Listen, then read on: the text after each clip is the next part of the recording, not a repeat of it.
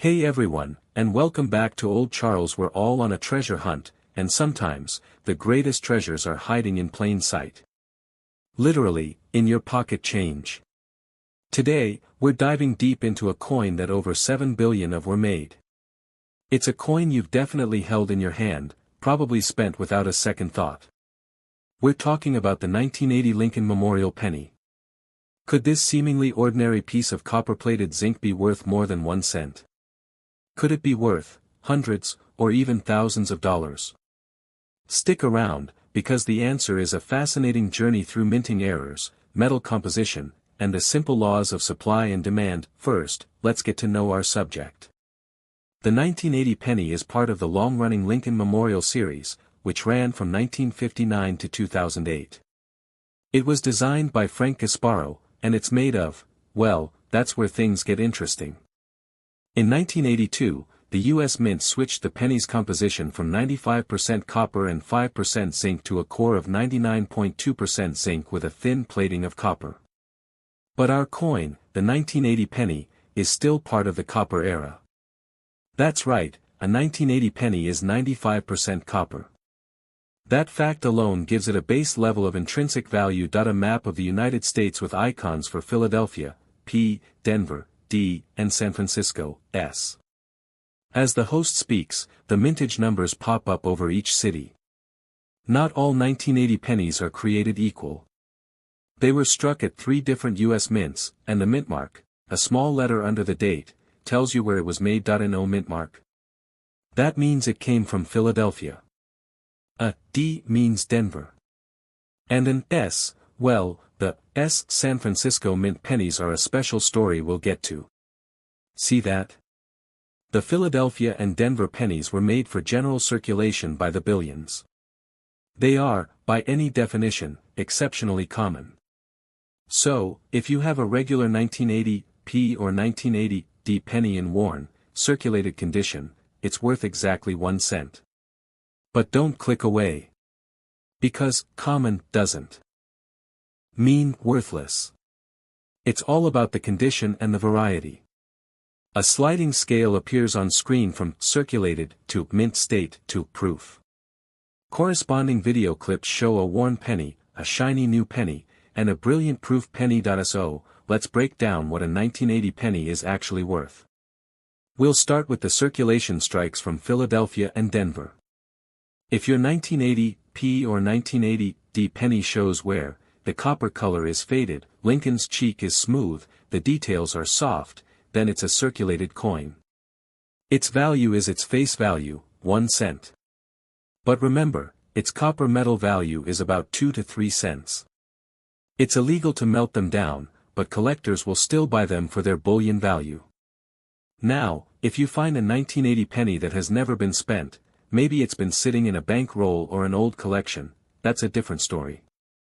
An uncirculated penny, especially one that still has its original red luster, has value to collectors. Not a fortune, but 20 to 40 times its face value. For a coin from a massive mintage, that's pretty good. A stunning, mirror-like 1980 S-proof penny. The camera catches the light reflecting off the fields. Now, let's talk about the beautiful ones. The S mintmark pennies from 1980 were not made for circulation. They were specially struck for collectors using polished dies and planchets, creating these incredible mirror-like surfaces. These are called proof coins. A standard 1980 S-proof penny, in its original mint packaging, is worth about $3 to $5. They are readily available but beautiful additions to any collection. Okay, you've been patient. This is what you've been waiting for. The reason you should check every single 1980 penny you find. We're talking about mint errors. A side-by-side comparison. On the left, a normal 1980 penny. On the right, the DDO version. Graphic circle the doubling on the date and, in God we trust, this is the king of 1980 penny errors. A double die occurs when the die used to strike the coins. Uncirculated condition can be worth, are you ready? Yes, you heard that right. This is the coin that turns a common penny into a collector's dream, 1980 large date and a rumored small date. The differences are subtle but highlighted with arrows. Now, this one is a bit of a controversy. In 1960, there was a famous and valuable small date variety. For 1980, some collectors have reported very subtle differences in the date size, particularly on the 8 and the 0. However, this is not a officially recognized major variety like the 1960. The consensus is that any differences are due to minor die wear or repunching, not a separate design. So, while it's fun to look for, don't expect to find a confirmed, highly valuable 1980 small date. The real money is in the doubled die. Other valuable errors include off-center strikes, where the planchet wasn't centered properly, or broad strikes, where the coin was struck outside of the retaining collar. The value here depends on the severity of the error. A 10% off-center strike might be worth $10, while a 50% off-center could be $50 or more. So, how do you become a 1980 penny treasure hunter? It's simple. You cannot see doubling with the naked eye. A simple 5x or 10x jeweler's loupe is your best friend. Go to your bank and ask for a box of pennies. It's $25 for 2,500 coins. It's a cheap and thrilling way to search. You're looking for that mint mark, for bright uncirculated coins, and most importantly, for that doubled die obverse.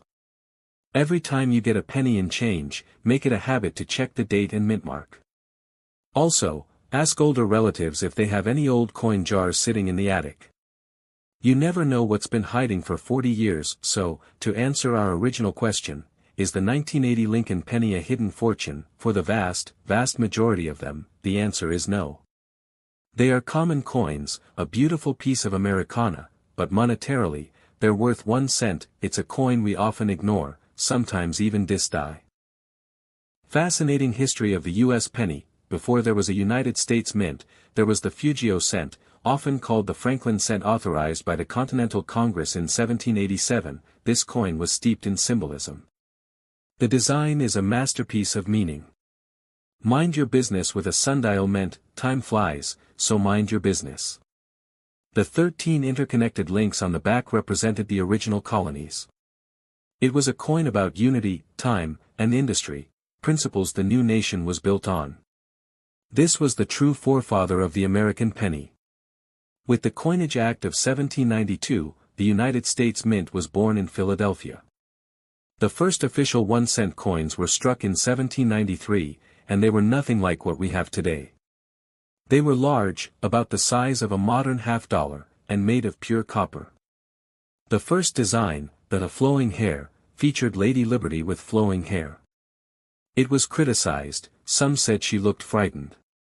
The design was quickly changed to the more serene, draped bust, in 1796. These early cents were cumbersome, and their value was literally in their weight of copper.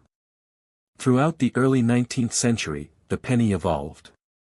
We saw the classic head and then the long-running coronet or matron head design. But a major problem remained: the coin was still too big and heavy. The small flying eagle cent appears next to the large coronet cent. The difference is dramatic. In 1857, the mint made a radical change. They introduced a new, much smaller cent and changed the metal from pure copper to a cheaper, harder alloy of 88% copper and 12% nickel. This new coin was the Flying Eagle cent. It was the first small cent and was much more practical for commerce. After just 2 years, the Flying Eagle was replaced in 1859 by one of the most beloved American coins, the Indian head penny. Contrary to popular belief, the figure on the coin is not a Native American man, but Lady Liberty wearing a native headdress.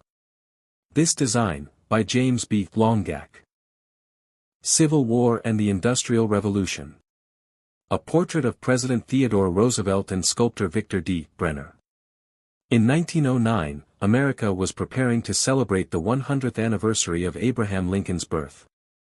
President Theodore Roosevelt, a proponent of the Renaissance of American coinage, wanted to honor the great president on a new coin. He enlisted sculptor Victor David Brenner. The Lincoln cent was a revolutionary coin. It was the first regular-issue U.S. coin to feature a real person, a president. The public went wild. But controversy struck immediately. The initials VDB Brenner placed on the reverse were deemed too prominent and removed midway through the first year of production, making the 1909 SVDB one of the most famous and valuable key-date pennies in existence. Perhaps the most dramatic chapter in the penny's history came during World War II. Copper was a critical war material, needed for shell casings and wiring. So, in 1943, the mint made pennies out of zinc-coated steel. These coins are magnetic, they rust, and they confused people who mistook them for dimes. But they represent a nation's collective sacrifice during a time of total war. And their story created a famous rarity, the 1943 copper penny. A few copper planchets were accidentally left in the presses and struck. If you ever find a 1943 penny that isn't silver, you have a coin worth over $100,000. The Lincoln Memorial Reverse, 1959 to 2008, is shown, followed by the four shield reverse designs, 2009, and the permanent shield reverse, 2010 present. In 1959, for Lincoln's 150th birthday, the wheat ears reverse was replaced with the Lincoln Memorial Reverse, designed by Frank Gasparo. This design lasted for 50 years. The 1982 penny is highlighted. A graphic shows the composition change from copper to zinc. But another composition change was on the horizon. By 1982, the cost of copper had risen so much that the metal in a penny was worth more than 1 cent. The solution? The mint swit. This is the penny we still use today. The 2009 Lincoln Bicentennial pennies appear, showing the four different reverse designs. In 2009, to celebrate Lincoln's 200th birthday, the mint issued four special pennies with reverse designs depicting stages of his life, his birth, formative years, professional life, and presidency. It was a beautiful tribute. Since 2010, the penny has featured the Union Shield, symbolizing Lincoln's preservation of the United States. This design continues today, even as debates rage about the coin's utility and future. News headlines and graphs about the cost of minting pennies in countries that have abolished their lowest denomination. Today, the penny exists in a state of controversy.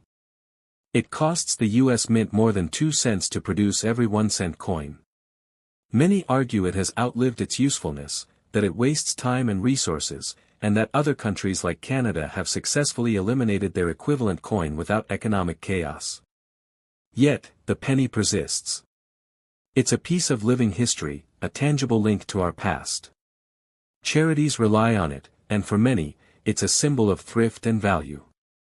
From the Fugio cents message of unity to the steel cents story of sacrifice, the penny has been a silent witness to the American experiment. It has shrunk in size, changed its metal, and evolved its design, but it has always been there. It's more than just currency. It's a miniature canvas of our art, a reflection of our economy, and a repository of our national story.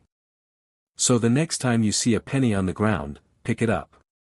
Take a moment to look at it. You're holding a piece of history. A beautiful, slow-motion shot of a penny spinning through the air. The channel's social media links and a subscribe button appear.